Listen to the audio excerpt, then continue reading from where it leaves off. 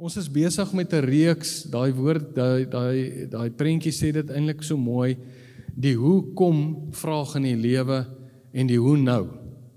Nou, en ek weet nie van jou nie, maar baie keer beleef 'n ou uitdagings in hierdie lewe.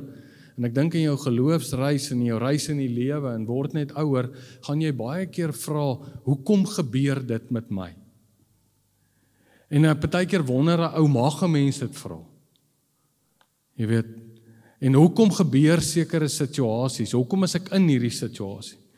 Ek weet op 'n stadium in my eie lewe toe ek deur 'n donker tyd gegaan het, ek het so onemosionele vriend. Nou sit ek daar by hom en kla en gaan te kere en vra ook die vraag hoekom ek werk dan vir die Here en hoekom nou al hierdie goed gebeur? En hy kyk my so, hy sê, hoekom nie? En dit het my nogal redelik geskok en 'n paar dae gevat, eintlik 'n paar jaar om oor dit te kom.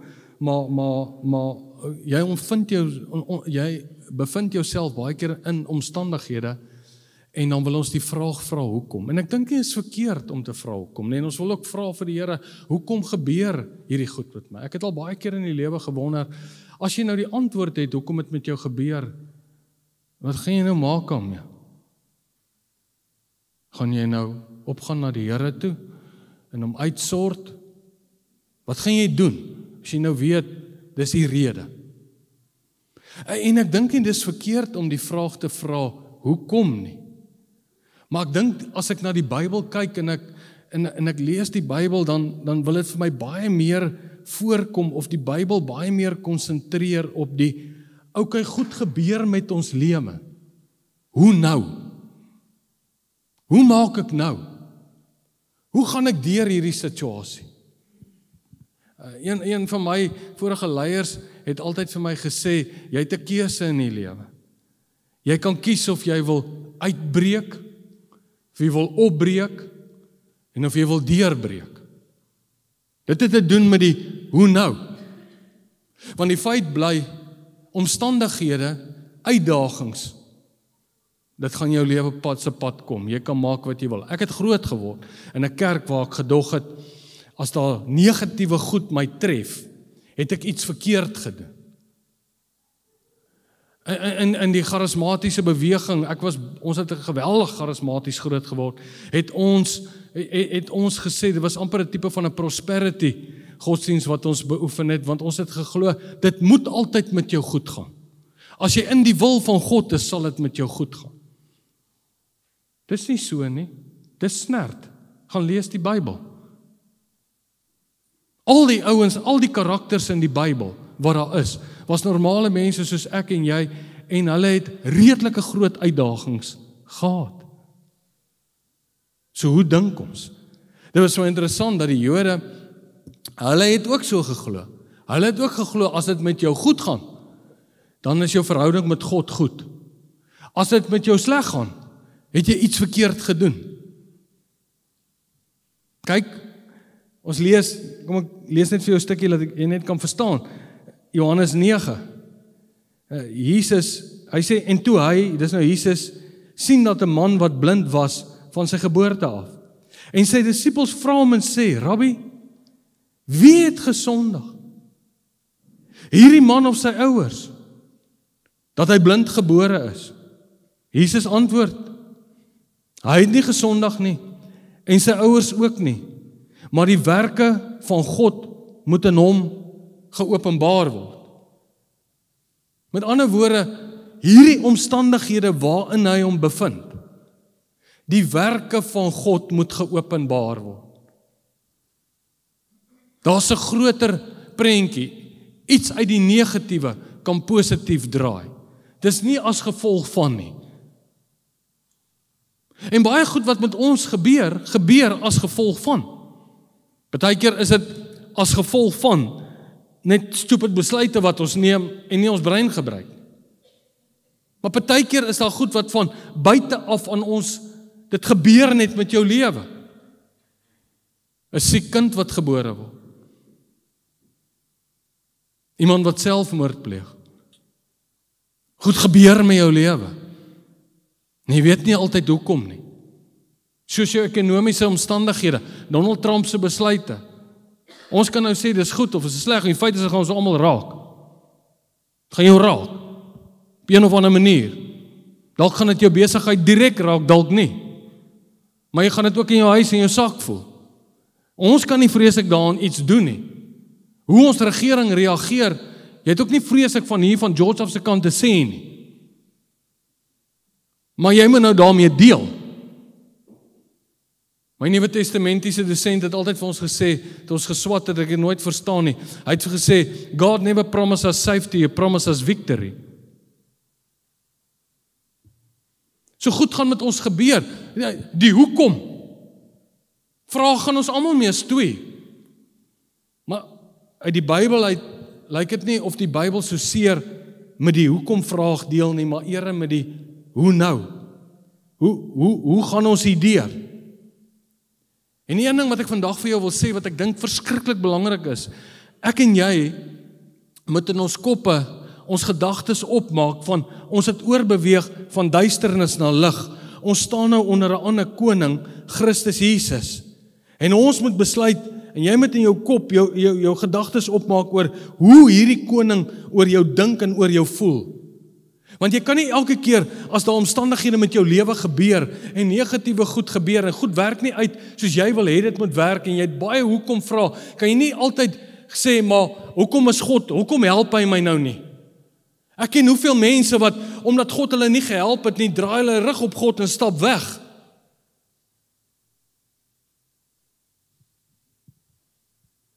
So jy moet die woorde wat God sê, gaan die hele wêreld in en onthou, ek is met julle. Jy moet daai goed in jou hart en jou gees uitmaak. Hy's met my, of goed met my gebeur of nie. Dit gaan gebeur. Nou is die vraag net, hoe nou? Hoe maak ons nou? Selfs die profete het agtergekom dat goed gaan met jou lewe gebeur. Kyk wat skryf Jesaja 43. Wanneer? Nie, miskien nie. Wanneer? Jy deur diep waters van moeilikheid gaan. Ek sal by jou wees. Wanneer jy deur riviere gaan, sal hulle jou nie wegspoel nie. Nie miskien nie. Ek spreek niks negatief vir jou uit nie. Jy kan bind, draai, jy kan maak net wat jy wil. Leef net langer. Jy gaan uitdagings hê. Wanneer jy die rivier van verdrukking stap, sal jy nie verbrand word nie. Selfs Jesus kom. En hy sê vir ons, Johannes 16, dit sê ek vir julle sodat julle vrede mag vind. In hierdie wêreld gaan julle swaar kry. Daar gaan uitdagings wees. Ek dink een van die grootste ontnigteringe wat ek gehad het, is ek sommer nou dink aan, is as Paulus skryf, in die wil van God. Ek het nou nie vir jou teen die bord nie, ek dink sommer daaraan. In die wil van God skryf hy in 2 Korintiërs, was dit 2 Korintiërs 11. Die opskrifie daar is Paulus se lyding. Onthou, geroep in die wil van God. Kyk wat skryf hy. 5 maal het ek van die Jode ontvang 40 houe op 1 na. Met ander woorde 39. 3 maal is ek met stokke geslaan. 1 maal is ek gestenig. 3 maal het ek skipbreek gelei. Skipbreek, nie baie kos en daai. 'n nag en 'n dag het ek in die diep water deurgebring. Dikwels op reis. Dikwels in gevare van riviere, en gevare van rowers, en gevare van my volk, en gevare van die heidene, en gevare in die stad, en gevare in die woestyn, en gevare op die see, en gevare onder valse broers. In arbeid en moeite, slapelose nagte, dikwels. En daar was nie eens 'n seepapmasjien nie. Dikwels slaaplose nagte, in honger, in dors, dikwels sonder ete, in koue, in naaktheid. Behalwe dit alles, my daaglikse bekommernis. In die wil van God.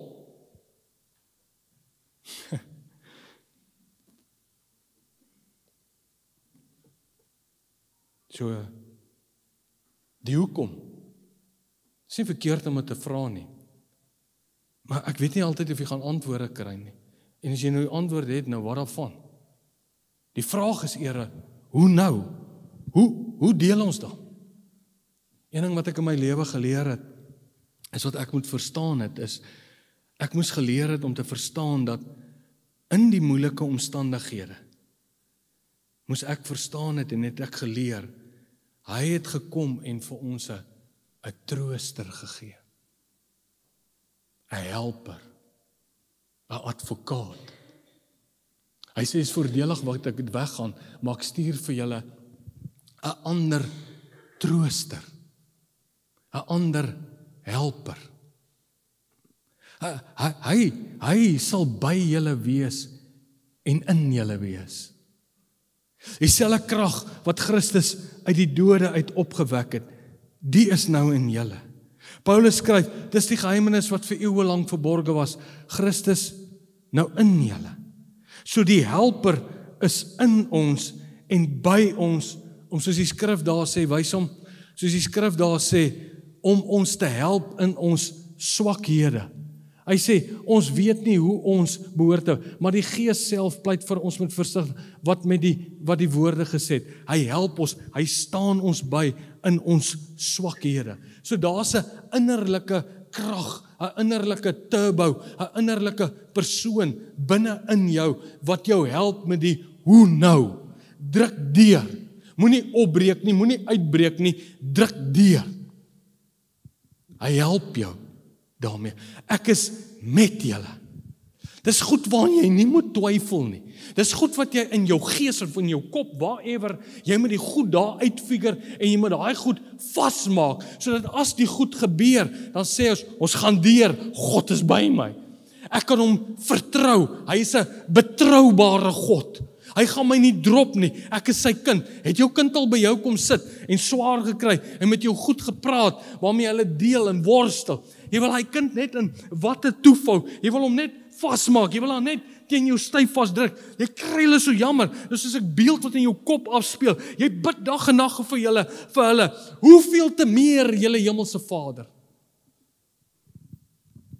Onthou wat het ons in die begin van die jaar van mekaar gesê?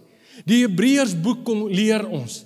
Hy sê nou, op hierdie oomblik, nou, het God wat gedoen? Christus het opgevaar, sit aan die regterhand van God op die troon. Wie sit op die troon? God die Vader, die koning, die skepper, die heerser, die almagtige God van alles. Hy sit daar, nou sê hy, nou reeds het hy vir ons die troon van genade, die spasie oopgemaak. Ek weet nie hoe dit werk nie, hierdie sienlik en onsienlik, hierdie God wat in die hemel is, God op die aarde, die Gees verbind ons, daar's iets daarvan, hierdie Heilige Gees wat binne in ons woon, hierdie trooster, hierdie helper, stel ons nou in staat, en God het vir ons 'n spasie oopgemaak, waarin ek elke dag die troon van genade, met boldness, sê hy, vrymoedigheid, kan nader. En ek kan die vraag dan vra, hoekom? As jy loop in jou volwassenheid met God, gaan dit eerder 'n pad word van, Here, wat nou? Hoe nou? Hoe maak ons nou? Hoe kom ons nou deur hierdie omstandighede? Dan kom ons dalk by die plek uit, wat Dawid uitgeroep het, en onthou, Dawid, hy het moord, hy het bloed op sy hande gehad, hy was 'n verskriklike man, hy het 'n ander man se vrou, die ander man laat doodmaak, die vrou gevat, allerhande goed gedoen, hy was vreeslik, maar hy was die man na die hart van God. En Dawid skryf Psalm 23, hy sê, die Here is my herder.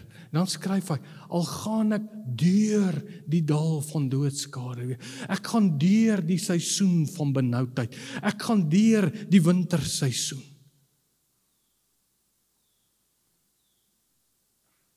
Dan weet ek, hy's by my. Habakuk skryf, al sou die vyeboom nie bot nie, ons ken hom almal, ons sing hy liedjie, en daar geen druiwe aan die wingerd was nie, sal wees nie. Al sou die olyfoes moes luk en die lande geen oes lewer nie. Al sou daar geen klein vee in die kampe meer wees nie en die beeskrale sonder beeste, nogtans sal ek in die Here jubel, sal ek juig in God my redder. Ons is die, mag die Here help dat ons die nogtans mense is.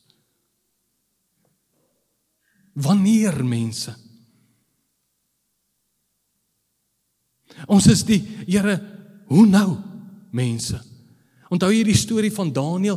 Ek dink aan die storie van Daniël 1, hulle word weggevoer in ballingskap, Sadrag, Mesach en Abednego, hulle is die 3 ouens, die volgende oomblik kry die koning Nebukadneser kry 'n droom, die volgende oomblik roep hy al sy manne bymekaar, die ouens wat met hom insig gee in die droom, hy sê, luister, ek gaan vir julle 'n ding sê, ek wil graag hê, julle moet in die eerste plek vir my sê, wat is die droom? Hy manne sê, hoe die hel moet ons weet wat is die droom? Hy sê, wat is die droom en wat is die uitleg?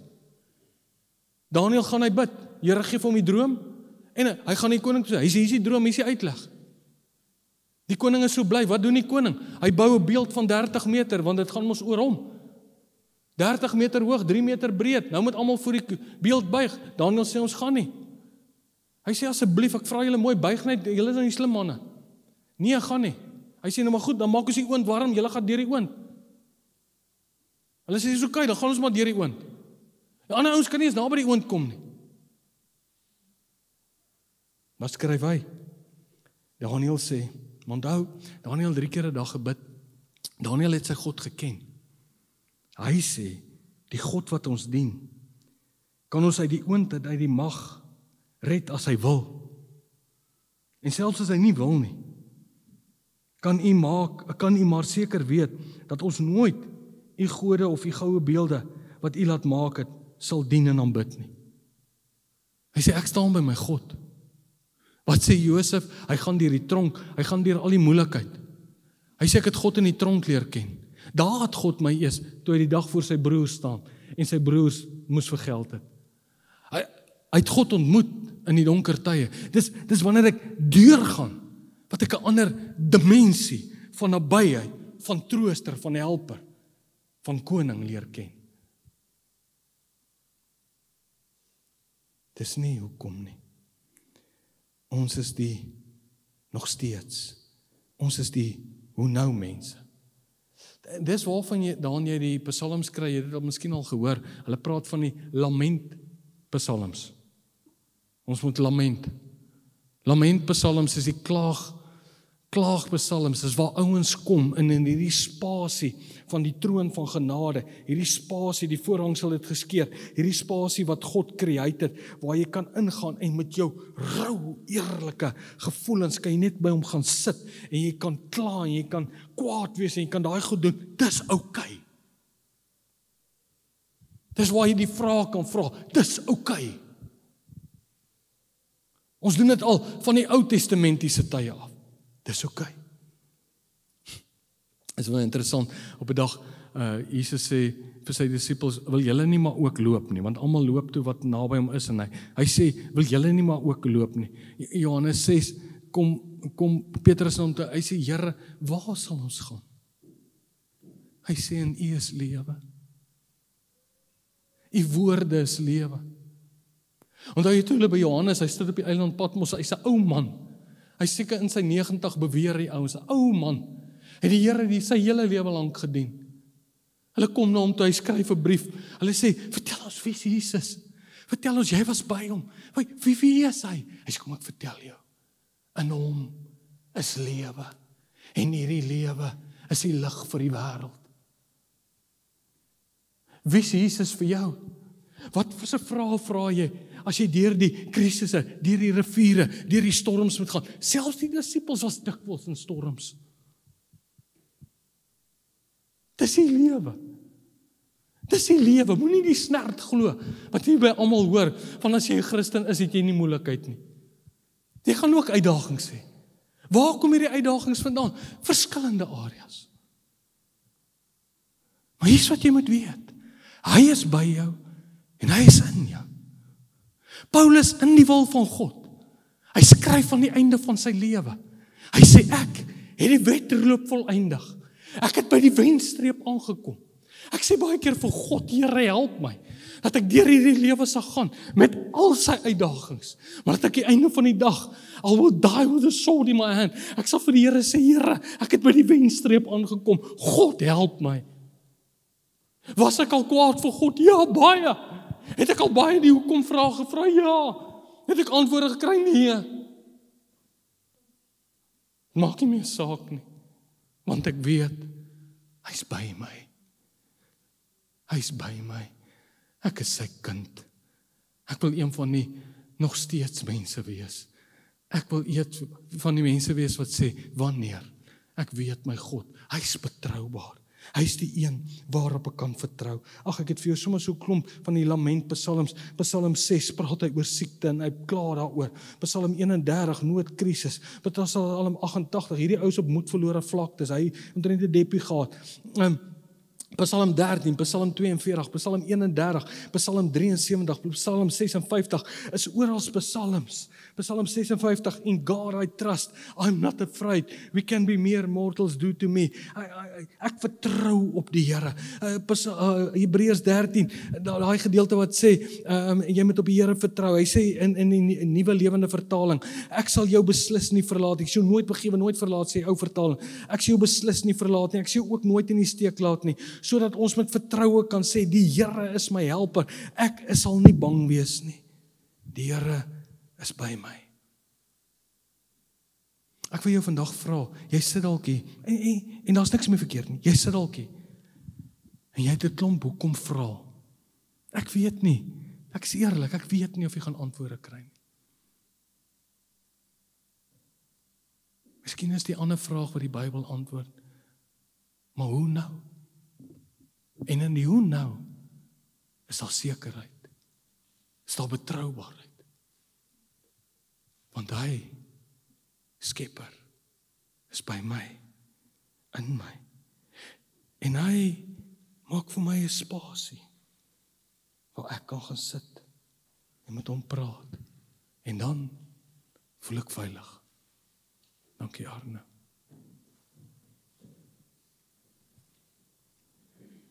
Jy weet, as ek gaan kyk na die ouens in die Bybel, ek sit vanoggend, sit ek en dink, toe ek hier na toe ry.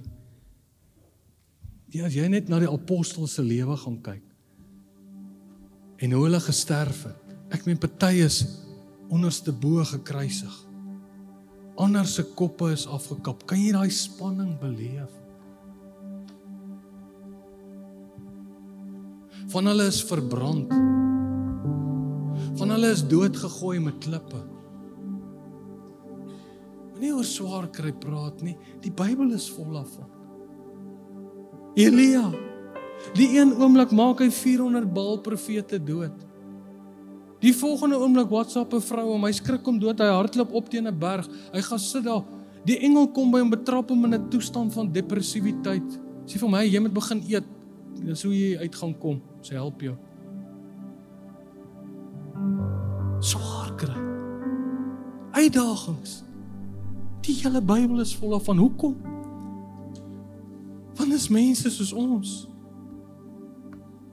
Is gaan wonder, Jesus sê, luister, kom ek help jou net.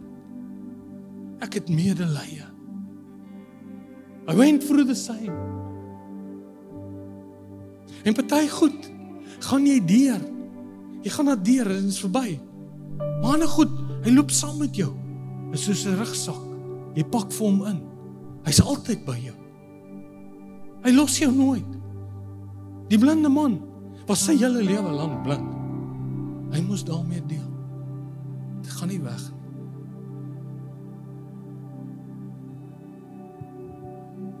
Hy's by jou. Moenie jou rug op hom draai as dit moeilik gaan nie. Hardloop eer in naam toe. Gaan in die troon van genade. Gaan sit by hom. Moenie jou rug op hom